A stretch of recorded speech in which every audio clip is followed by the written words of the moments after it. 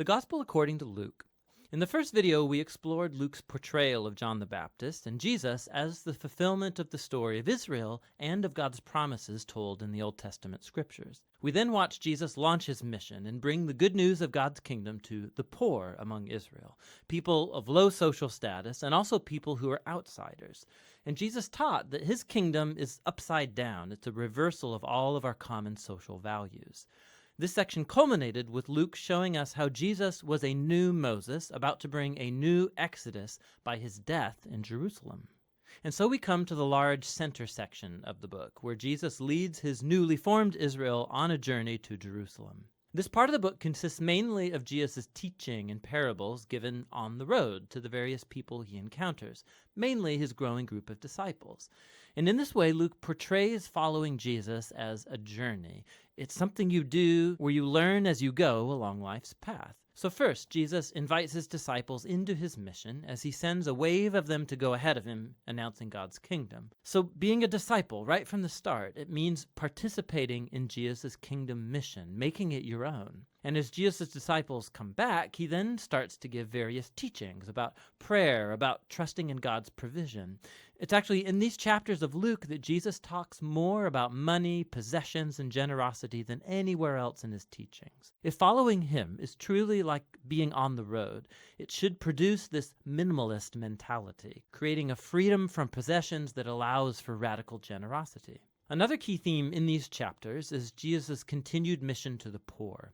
So as he travels, he keeps forming his new Israel, and he encounters all these people who are sick or blind. He meets Samaritans, who are ancient enemies of the Jewish people, and famously Zacchaeus, a Jewish man, but who heads up tax collection for the Romans. All of these social outsiders meet Jesus, and they're transformed by the encounter, and so they join his kingdom community, which Jesus describes as a great banquet party. He is here to seek and save the lost, and so he's celebrating when people discover the mercy of God. But not everybody at the party is happy. Luke includes multiple stories of Jesus at banquets with Israel's leaders, and these all become heated debates where Jesus confronts their pride and hypocrisy. And so these contrasting banquet parties, they're captured most memorably in Jesus' parable of the prodigal son. So a father had two sons, and one foolishly ran away and squandered his inheritance. But he comes back eventually repentant,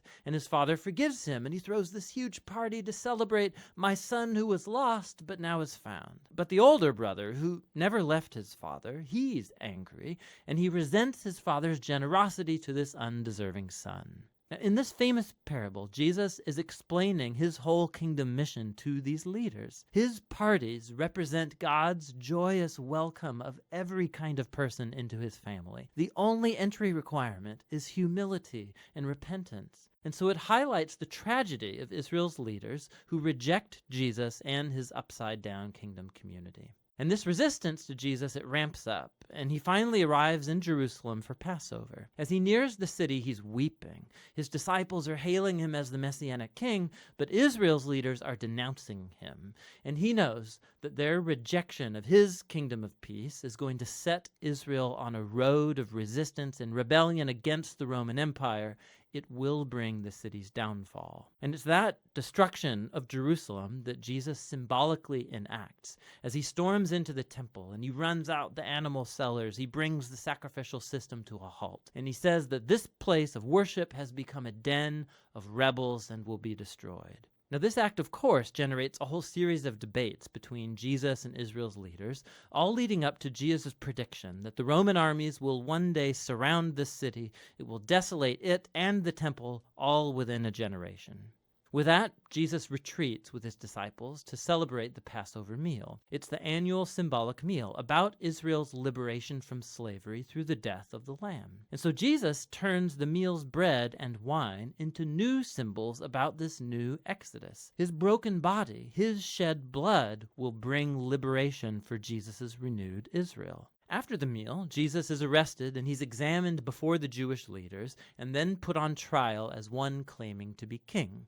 And Luke emphasizes Jesus' innocence. Pilate, the Roman governor, he claims that Jesus is innocent 3 times before giving in. Even Herod, the ruler of Galilee, finds nothing to accuse Jesus of. But the leaders finally compel Pilate to have him crucified, and so he is. But even in his painful death, Jesus embodies the love and the mercy of God he taught so much about. He offers God's forgiveness to the soldiers as they crucify him. And then, when one of the criminals executed alongside Jesus realizes who he actually is, he says, "Remember me when you come in your kingdom." And Jesus' final words are an offer of hope to a humiliated criminal. "Today you will be with me in paradise." And so with this last act of generosity and kindness, Jesus dies. His body's placed in a tomb, and on the first day of the week, some of Jesus' disciples come to the tomb only to find it empty. And there are 2 angelic figures there telling them that Jesus is alive, that he's risen from the dead, and so they leave with their minds blown. And it's right here that Luke tells one of his most beautiful stories. 2 of Jesus' disciples, they're leaving Jerusalem for a town called Emmaus, and they're heartbroken over Jesus' death. And then suddenly, Jesus is there, just walking alongside them, but they don't recognize him. He asks why they're so sad, and they go on to talk about all of their hopes, that Jesus would have been the one to redeem Israel. But now he's dead, it was all for nothing.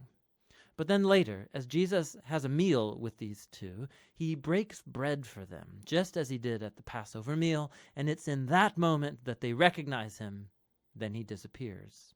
Luke is telling this story to make a powerful point about following Jesus. When Jesus' disciples impose their agenda and their view of reality on Jesus, he remains invisible and unknown to them. It's only when we submit ourselves to the upside-down kingdom of Jesus that's epitomized in his broken body on the cross, offered in self-giving love. It's only then that we see and know the real Jesus. The book's concluding scene is yet another meal, as Jesus appears to his disciples and he explains to them from the Old Testament scriptures how this was all a part of God's plan, that the Messiah would become Israel's king by suffering and dying for their sins, and conquering their evil with his resurrection life. And so now, as Simeon the prophet promised back in chapter 2, Jesus' kingdom will move outward from Israel, so God's forgiveness can be announced to the nations and everyone invited to follow Jesus. But, Jesus tells his disciples, wait in Jerusalem for the coming of the Spirit to empower them for this new mission. And this, of course, keeps you reading right into Luke's 2nd volume, the book of Acts. But for now, that's the gospel according to Luke.